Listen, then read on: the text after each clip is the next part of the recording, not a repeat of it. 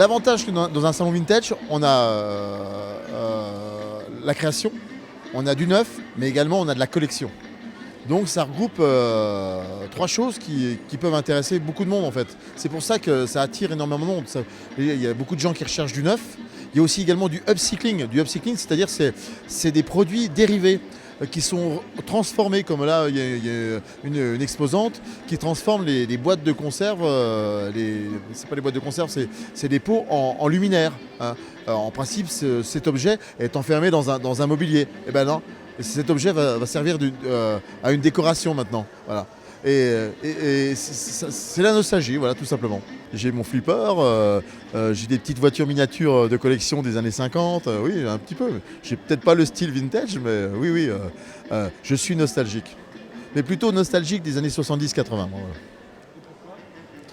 Je sais pas, j'ai adoré cette époque, tout simplement. J'ai adoré cette époque. Et je pense que si on revenait dans les années 50, euh, euh, je pense que c'était plus zen, les gens étaient plus.